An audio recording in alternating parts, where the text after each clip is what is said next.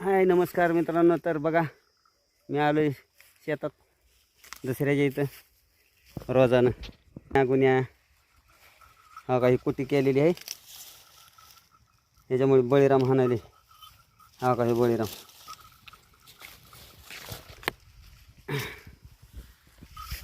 तर तुम्ही म्हणत असताना ह्यांना शेती नाही काय नाही कसे इतकं काम शिकलं आहे. तर आमच्या मित्राला 10 एकर जमीन होती.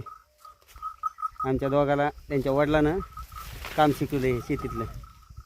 काही बी काम सांगा, बळीराम आऊत पेरायचं टिपणीनं.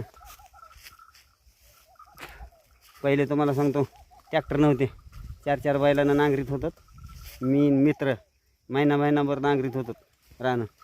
कोणी नांगरीत मला नक्कीच सांगा. 15 दिवस पाडव्यापासून ती पार ह्याच्यापासून नांगरायच्या. अगोदर तोंडाला पाळी घालायची, कापूस लावणीची पेरणी चालू झाली तोवर पाळी घालायची, मग रेगाट्या धरायच्या, कापूसात पाळी घालायची. सगळं आमच्या मित्राच्या वडिलांनं शिकवलं आहे. तर आज आपण त्यांच्या काम शिकवल्याबद्दल धन्यवाद. त्यांच्या काम शिकवल्यावर तर आपण इथं त्यांच्या जीवावर म्हणायचं पोटभर खातो. त्यांची कृपा आहे की आपल्याला काम शिकवलं म्हणून. तर आम्ही रोज आता कामाला जातो. ही आपली सोन्या गुन्ह्या जेव्हा टायर केलं, टायर बी केलं, तिकडे बी काम करतो आहे, इकडे बी करतो आहे.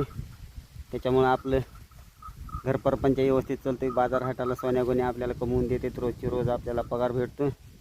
शेतकरी बी आपल्याकडे खुश आहेत, काम बी इमानदारीनं करतो आहे. तेव्हा का चालला सोन्यामध्ये.